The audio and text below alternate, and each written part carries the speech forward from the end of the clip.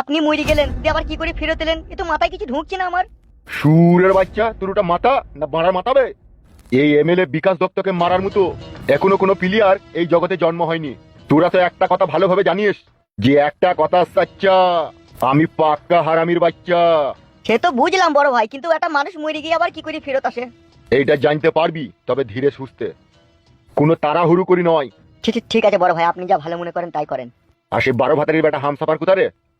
সে তো আপনার মৃত্যুর খবর যেদিন থেকে শুনেছিল সেদিন থেকে বাড়ি থেকে বেরোনো পুরোপুরি ভাবে বন্ধ করে দিয়েছিল। কি বলছিস বল এইসব? জি বড় ভাই, ঠিকই বলছি। তবে আপনি বেঁচে ফিরেছেন এই খবর আমি হামসাফারকে দিয়েছি, ও এলো বলি। আর ওই সুরে বাচ্চাদের খবর কি রে, যারা আমাকে মেরে দিয়ে শান্তি করে শুয়ে আছে? তারা তো জানেই না যে আপনি বেঁচে আছেন। ও মানে তারা এখন সুখের ঘুম ঘুমুইছি নাকি? হ্যাঁ, তা আপনি মরে গেছেন সেই ভেবেই তো তারা সুখের ঘুম ঘুমুইছে। গোষ্ঠীর গুদ মেরে সব বাড়িঘর চালিয়ে দেবো বে সুরের বাচ্চা আমি। মাথায় নষ্ট। আর এই মনে আমার অনেক কষ্ট রে সাদা কুকুর। বুঝতে পেরেছি বড় ভাই। বুঝতে যদি পেরেছিলি রে সুরের বাচ্চা, তাহলে বিকাশ দত্ত মরে যাওয়ার পরে কেন তোরা শাস্তি দিসনি তা দেখিবে? বৌদি তো আমাদের কারো কথা শুনেনি, আপনার ভাইপো সে নেড়া বাবুর কাছে গিয়েছিল। কোন নেরা বাবু বে? আপনার তো ভাইপো গো। ভাইপো আমার? কোন খানকে ছিল আমার ভাইপো রে? আপনার ভাইপোকে আপনি চিনেন না বড় ভাই, নেড়া বাবুকে? সেই তো বৌদির কাছে আছে, সেই তো বৌদির দেখাশোনা করছে। আরে সর্বনাশ, তুই শিওর? আপনি বাড়ি যান, তাহলে দেখে আসেন আমি যদি মিথ্যা কথা বলি। উফ, এ তো মগজের ভিতরে আগুন ফিরে যাবে মনে হচ্ছে। ধরে যাবারই তো কথা। ভাইপো হয়ে কাকিমাকে পাইপ দিচ্ছে, এটা তো ধরে যাবারই কথা। কি বলছি এইসব তুই এইসব? যা সত্যি তাই বলছি বড় ভাই। হবে এসব সমাজের লোক জানলে কি হবে বে? ও বাবা, আপনি কি মনে করছেন বড় ভাই কেউ কি এইসব ব্যাপারে জানে না? সবাই জেনে আনাকানি মেরে বসে আছে। যদি তাই হয় হামসফার, যদি তাই হয় তাহলে তোর ওই বৌদির ওই 3 কোনা বাকুড়িতে গোবরি সার ছিটিয়ে আমি বুলেট লঙ্কা লাগাবো। জলদি পুড়ে যাবে যে বড় ভাই। জ্বলে পুড়ে গেলি তো বেঁচে যাবে রে।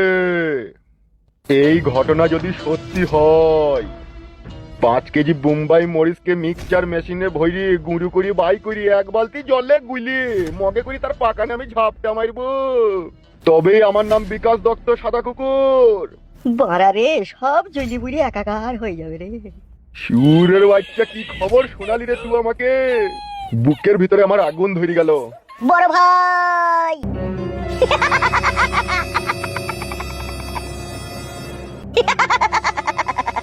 বড় ভাই, আপনি যে দুনিয়াতে আসার হঠাৎ করে আগমন ঘটবে আমার জানা ছিল না বড় ভাই। দিয়ে দিয়ে কেমন আছো বড় ভাই? বড় ভাই কেমন আছো? দিয়ে ভালো আছো তো বড় ভাই? কি বে, পাগল হয়ে গেছিস নাকি? খুশিতে আত্মহারা হয়ে গেছে বড় ভাই। সজ্ঞানে ফিরে আয়, সজ্ঞানে ফিরে আইবে। আছি আছি আছি বড় ভাই। কি রে, মারবো শালাকে কোন আবার? কিছু মনে করো না বড় ভাই, আপনাকে দেখে আমি খুশি আটকে রাখতে পারছি না, ফসকি ফসকি বেরিয়ে গেছে। আমি মরে যাওয়ার পরে ফুটুদের নারকেল বেগমের উপরে প্রতিশোধ লিসনি কেন? কি জি বলেন বড় ভাই, আপনি? প্রতিশোধ নিতে চেয়েছিলাম, বৌদি বারণ করেছে। আপনি বিশ্বাস না করলে সাদা কুকুরকে জিজ্ঞেস করেন। আমিও ওই কথাটাই বড় ভাইকে বলছি রে হামসাফার। কতবার আমরা বৌদিকে বলেছিলাম লাইরে চলো আমরা 3 জনে মিলে ওদের বংশকে নির্বংশ করব, কিন্তু বৌদি বারণ করেছিল। বৌদি খাটি বারে বারে বলছে আমার নেড়া বাবা যা করবে। হ্যাঁ বড় ভাই, আপনি বাড়ি যান, বাড়ি গেলে সবকিছু বুঝতে পারবেন। ঠিক আছে, আমি বাড়ি যাচ্ছি, বাড়িতে গিয়ে দেখছি কি কদ্দূর কি ঘটনা ঘটেছে, তারপরে আমি এসে তোদিকে যা বলবো তাই করবি, ঠিক আছে? তোরা এখন এখানে বস। ঠিক আছে বড় ভাই, যান আপনি।